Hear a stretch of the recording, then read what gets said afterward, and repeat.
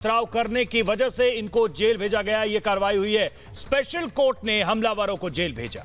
आधी रात 3 बजे खोली गई स्पेशल कोर्ट और उसके बाद आदेश ये जारी हुआ और इन सभी को जो आरोपी हैं उनको जेल भेज दिया गया है। आपको याद होगा मुरादाबाद की वो तस्वीरें जिसमें डॉक्टर्स को जख्मी कर दिया था इन लोगों ने।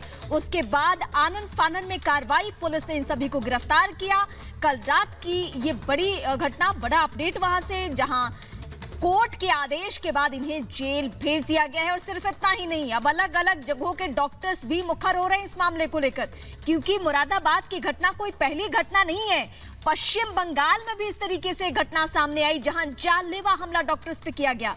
प्रयागराज में अब डॉक्टर्स मुखर होकर प्रदर्शन कर रहे हैं, काम करने से इनकार करें, मरीजों का इलाज करने से इनकार करें। उनका यही कहना है कि ये सिलसिला रुकना चाहिए, थमना चाहिए।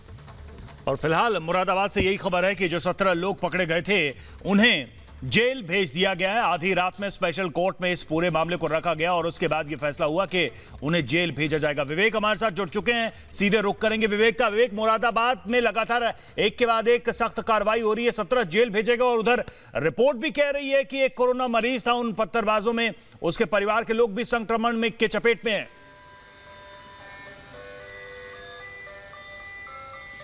जी हाँ, देखिए, जो 2 दिनों से मुरादाबाद की जो घटना थी उसके बाद पुलिस ने जो कार्रवाई करी उसमें 17 लोगों को पुलिस ने गिरफ्तार किया था। और गिरफ्तार करने के बाद चूंकि जो कोर्ट्स नहीं लग रही थी, लेकिन चूंकि ये सभी लोग गिरफ्तार हो चुके थे, इस नाते देर रात तक तकरीबन 3 बजे के आसपास में जो कोर्ट है वो लगाई जाती है, वो बीच कोर्ट को गुपचुप तरीके से लगाई जाती है और उसके बाद इन 17 लोगों को जेल भेज दिया गया है। और जेल में बताया जा रहा है कि इन 17 लोगों को अलग अलग बैरक्स में रखा गया है जिससे कि सोशल डिस्टेंसिंग का पूरी तरीके से पालन हो सके। इन सब के साथ ही साथ जिस जगह पर स्वास्थ्य विभाग की टीम गई थी, जो सस्पेक्टेड लोग थे उनको लेने के लिए, उसमें एक आदमी ऐसा है जिसकी रिपोर्ट पॉजिटिव आई है और ये जो पिछले दिनों जिस आदमी की डेथ हुई थी उसके परिवार से ही ये आदमी है। उसके साथ ही साथ पूरे मुरादाबाद की बात करें तो पिछले दिनों तक तकरीबन 20 से ज्यादा केसेस थे जो पॉजिटिव थे मुरादाबाद में। और आज की बात करें तो 67 लोग। फिलहाल तमाम जानकारी के लिए शुक्रिया। ये अहम जानकारी हम अपने दर्शकों तक पहुंचा रहे हैं।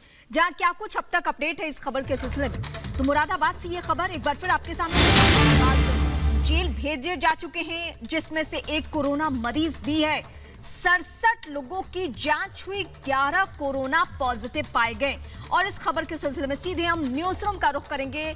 हमारी सहयोगी ज्योत्सना और अनंत दोनों ही बने हुए। ज्योत्सना, सवाल बेहद अहम है कि ये सोची समझी साजिश नहीं है तो है क्या? क्योंकि बार बार तबलीगी जमातियों से जुड़ी हुई जो खबरें हमने दर्शकों तक पहुंचाई उसमें बिल्कुल साफ हो गया कि ये पूरी प्लानिंग चल रही है। हम क्यों ना कहें कि जिनको मानव बम बनने से इनकार नहीं होता है वो क्या कोरोना से डर जाएंगे और डर रहे हैं क्या?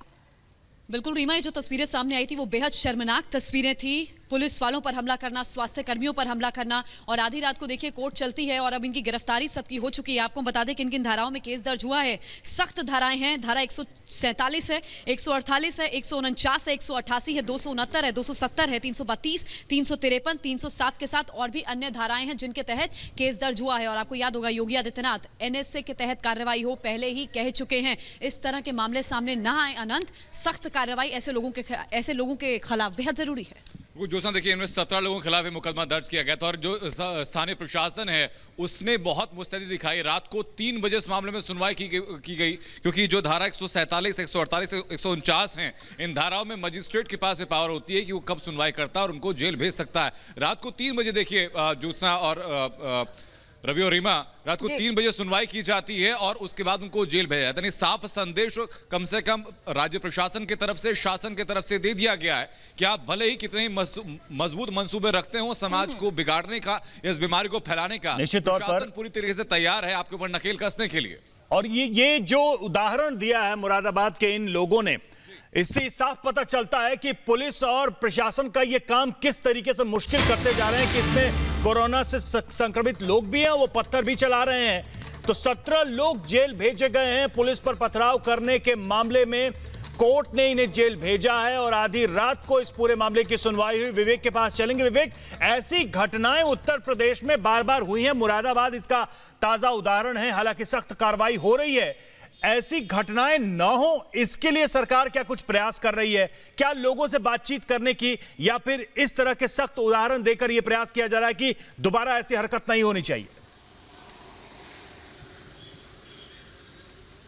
देखिए, इसमें दो चीज़ें हैं। पहली चीज़ तो यह है कि सरकार की तरफ से सख्त आदेश दे दिए गए हैं कि जो भी लोग इस तरीके की कार्रवाई करेंगे, इस तरीके का अगर कुछ एक्शन करते हैं तो उन सब के ऊपर सरकार पूरी तरीके से निगरानी रखी हुई है। और जो भी लोग शासन प्रशासन के लोगों के साथ दुर्व्यवहार करेंगे, स्वास्थ्य कर्मियों के साथ दुर्व्यवहार करेंगे, मुख्यमंत्री योगी आदित्यनाथ सीधे तौर पर उन पर NSA के तहत कार्रवाई कर रहे हैं। साथ ही साथ जो दूसरी चीज़ ये हो रही है कि वो जो सत्ता के जो मंत्री हैं, वो तमाम जो मौलाना हैं उनसे वो लगातार संपर्क करके उनसे अपील करने की कोशिश कर रहे हैं कि वो अपने लोगों को समझाएं कि ये सब कुछ जो हो रहा है ये उनके हित के लिए हो रहा है, और अगर आप इसमें सहयोग नहीं देंगे तो उसमें आप ही का नुकसान है। और एक और चीज जो उत्तर प्रदेश सरकार कर रही है, उत्तर प्रदेश के DGP ने आज और कल 2 दिन का विशेष अभियान चलाने को कहा है और कहा है कि जो भी लोग तबलीग से जुड़े हुए लोग हैं या अपनी जो पहचान छुपा रहे हैं, जो यहाँ पे आ चुके हैं, और अगर वो बची कहाँ है, अगर समझाने से बात बन जाती या इनमें कुछ इस तरीके की बातें होती तो